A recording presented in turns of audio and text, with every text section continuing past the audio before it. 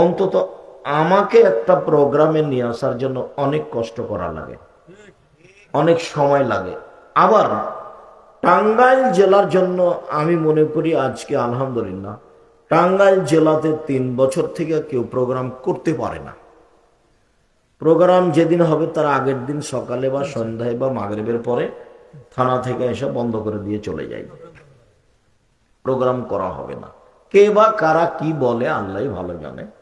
তবে আমি এতটুক বলেছি, যারা অভিযোগ করে তাদেরকে আমার বলা আছে, যারা অভিযোগ করে তাদেরকে আমার বলা আছে, আজকে আজকে এই মুহূর্তে ভুয়াপুরে এই গ্রামে আজকে যা বক্তব্য দেব ইনশাআল্লাহ, এই বক্তব্যর মতো আর একটা বক্তব্য ওই লোকের কোন বক্তা দিবে 50 বছর বিগত সময় থাকলো অতীতের।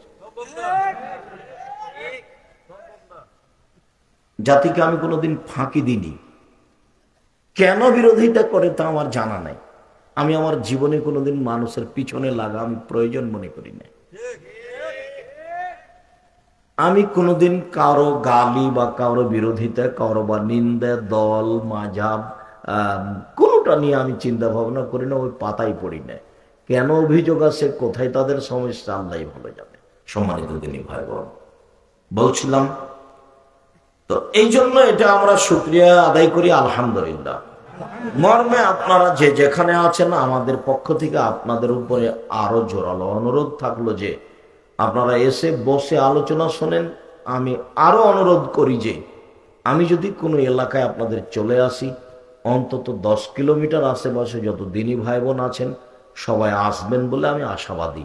আপনি তো আসবেন, কোনো হিন্দু মানুষ থাকলেও আসবে, আমি তারও কিছু না কিছু উপকার করবই করব। অন্তত তার শিষ্টাচারগত, তার গতিবিধিগত আমি তাকে কিছু বলবো যেটা তার জীবনে প্রয়োজন হবে, তার জীবনে সুবিধায় আসবে, কল্যাণে আসবে, তার দুনিয়াবি উপকার হবে। সম্মানিত দিনী ভাই বোন, অত্র আয়াতে আল্লাহ তাআলা যেটা নকশা উল্লেখ করেছেন তাতে এক সময় মেয়ে জন্ম নিলে পিতার মুখ কালো হতো। ইন্না লিল্লাহ, এটা কি হলো? মেয়ে কেন জন্ম নিল? এটা হতো, সে মানুষ সমাজে যেত না, দোকানপাটে বসতো না, হাট বাজারে যেত না, লজ্জা পেত। কেন? হাট বাজার দোকানপাটের লোক তাকে নিন্দা করবে। খালা ফুফুর বাড়ি যেত না। কেন? খালা ফুফু তারা নিন্দা করবে যে তোর ছেলে হয়েছে, কি মেয়ে হয়েছে, এখন কি করবি। মানে হওয়ার পর থেকে তার একটা টেনশন খালা ফুফু সবার পক্ষ থেকে, যেটা এখন দেখছেন আপনি। অথচ নারীর অবস্থা ভিন্ন। আল্লাহ তাআলা বলেন, ওয়াইদাল মাউদাতু সুইলাত বিআইয়ি যামবিন কুতিলাত, বিচারের মাঠে যেসব মেয়েকে জীবিত পুঁতে দেওয়া হয়েছে সেসব মেয়েকে জিজ্ঞাসা করা হবে, বলো তো তোমাকে কোন অপরাধে হত্যা করা হয়েছে। আল্লাহ মেয়েকে পেটে নষ্ট করা বা মেয়ে হতে না দেওয়া বা জীবিত মেয়েকে মেরে ফেলা, মাটিতে পুঁতে দেওয়া, একে আল্লাহ হত্যা বলে ঘোষণা দিয়েছেন।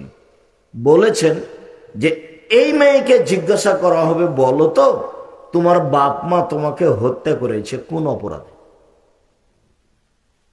তুমি কি অপরাধ করলে। আব্দুল্লাহ ইবনে মাসউদ রাদিয়াল্লাহু তাআলা আনহু বলেন, একজন লোক আল্লাহ রাসূলকে জিজ্ঞাসা করলো, আল্লাহ নবী, আইয়ুয যামবি আকবার, সবচেয়ে বড় পাপ কোনটি?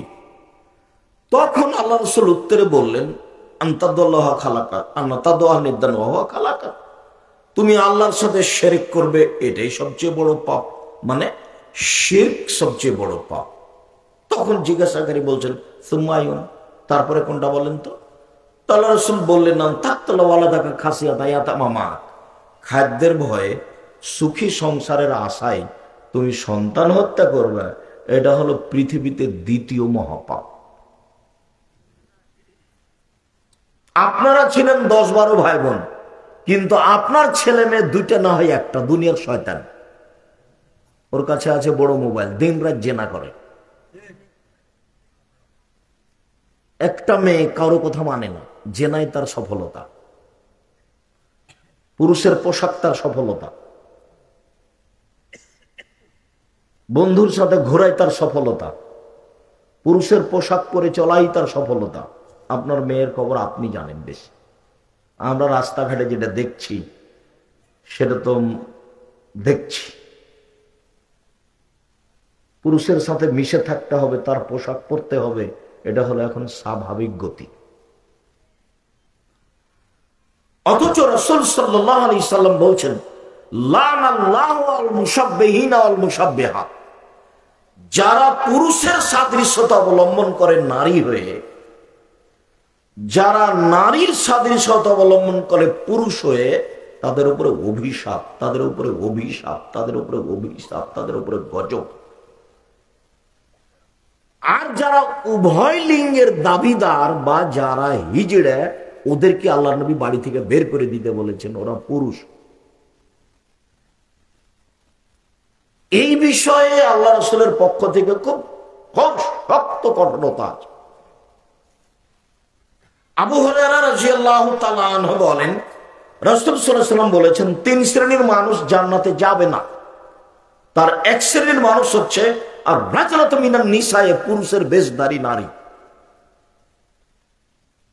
যারা পুরুষের পোশাক পরে চলে, যারা শার্ট প্যান্ট গায়ে দেয়, যারা গেঞ্জি গায়ে দেয়, যারা পুরুষের পোশাক পরে, যারা দৌড়িয়ে বেড়াচ্ছে, জিন্স প্যান্ট পরছে, খেলাধুলায় মত্ত আছে, পুরুষের সাথে দিন রাত চলছে, যেগুলো দেখতে পাচ্ছেন, রাসূল সাল্লাল্লাহু আলাইহি ওয়াসাল্লাম বলেছেন এরাই হচ্ছে তিন শ্রেণীর মানুষ, জাহান্নামে যাবে, জান্নাতে যাবে না। তার মধ্যে এরাই সমাজের সবচেয়ে নিকৃষ্ট, ঘৃণিত, অভিশপ্ত মানুষ। এই ঘোষণা আল্লাহর নবী বলেছেন মুহাম্মদ সাল্লাল্লাহু আলাইহি ওয়াসাল্লাম। সেটা আপনার মেয়ে, সেটা আপনার স্ত্রী।